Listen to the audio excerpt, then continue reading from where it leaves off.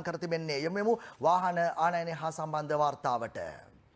Dollar අර්බුදය COVID-19 වසංගතය සමග උත්සන්න වූ ඉතිහාසයේ දරුණුතම ආර්ථික අර්බුදය හමුවේ 2020 වසරේ බොහෝ භාණ්ඩ ආනයනය තහනම් කිරීමට පියවර ගත් අතර වාහන ආනයනයද తాවකාලිකව අත්හිටුවීමට පියවර ගත්තා. අනතුරුව විවිධ අවස්ථාවලදී වාහන ආනයන සීමා ලිහිල් කළ අතර වසර 5කට පසු එම ආනයන සීමා ඉවත් කරමින් 2025 වසරේ පෙබරවාරි 1 වෙනිදා ජනාධිපති අනුර කුමාර දිසානායක මහතාගේ අත්සනින් යුතුව විශේෂ ගැසට් නිවේදනයක් නිකුත් කෙරුණා. එවන් පසුබිමක ඇමරිකානු ඩොලරයට සාපේක්ෂව රුපියලේ අගය මෑතකදී අවප්‍රමාණය වීම හේතුවෙන් ඉදිරියේදී ඇතිවිය හැකි අවදානම් තත්ත්වය මගහරවා ගැනීම සඳහා වාහන ආනයනයේදී රේගුවදු සඳහා 50%ක අධිභාරයක් පැනවීමට රජය කටයුතු කරන ලැබුවේ පසුගිය 19 වෙනිදා සිටයි. කෙසේ වෙතත් ගැසට් නිවේදනයට පෙර වාහන විශාල සංඛ්‍යාවක් ආනයනය සඳහා ණයවර ලිපි නිකුත් කර ඇති බවට විවිධ පාර්ශ්ව චෝදනා එල්ල කළා. කෙසේ වෙතත් මෙලෙස අක්‍රමික ලෙස ණයවර ලිපි නිකුත් කිරීම මගින්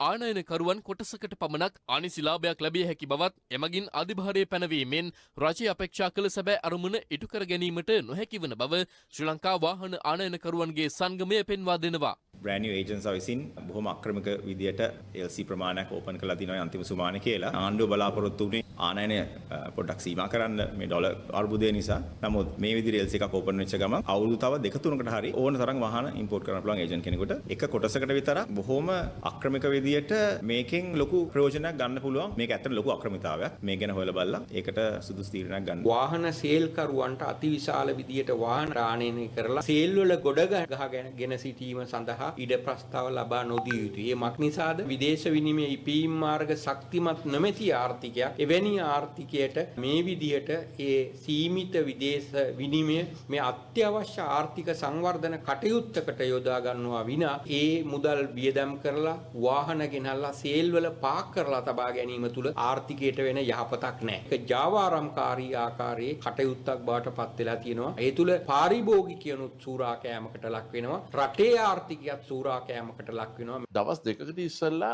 LCs 4000 කැරලා තියෙනවා කියලා තිබ්බා. ඒ වගේ දේවල් කරනවට වැඩිය ඩොලර් තියන අයට මේවට අවස්ථාව දුන්නා නම් ඒ රාත වාහන ගේන්න අපිට ආදායමකුත් ලැබෙනවා. අධෛර්යමත් කරන්නෙත් නැහැ. දැන් වෙන්නේ කළුකඩ ව්‍යාපාරයක් ඇති කරන එක විතරයි. රජයේ තීන්දුවක් ගන්නවා නම් මෙහෙම කරනවා කියලා ඒකට දවසකට ඉස්සෙල්ලා මේ වගේ 4000 කැරුවා නම් ඒ කියන්නේ බිලියන් 4000ක එතන අනිසි ලාභයක් ලබා ගන්න පුළුවන්.